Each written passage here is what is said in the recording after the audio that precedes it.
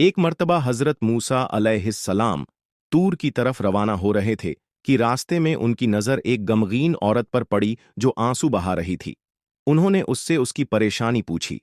औरत ने कहा, ए अल्लाह के नबी, मेरी कोई औलाद नहीं है। मेरी सबसे बड़ी ख्वाहिश है कि मुझे औलाद नसीब हो। क्या आप अल्लाह से पूछ सकते हैं कि मुझे औलाद मिलेगी या नहीं?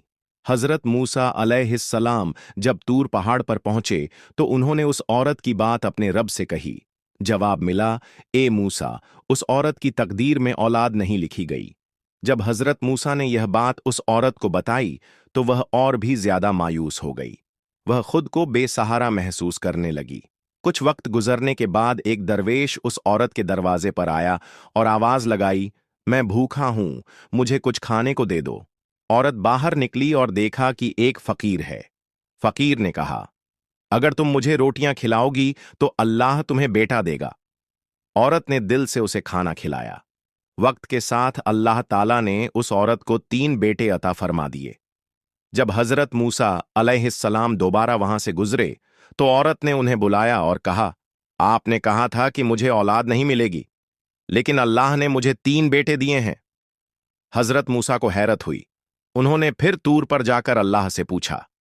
अल्लाह ताला ने जवाब दिया, ए मूसा, जब उस औरत ने मेरे दरवेश को खाना खिलाया, उसकी नेक नियत और कुर्बानी ने मेरी रहमत को जगा दिया। जब कोई मेरी राह में कुछ कुर्बान करता है तो मैं उसकी तकदीर भी बदल देता हूं।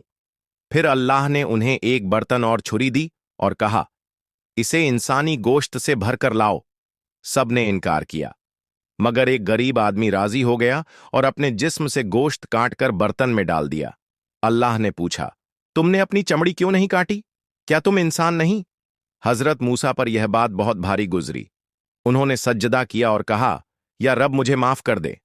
अल्लाह ने फरमाया, मैं दिलों को देखता हूं।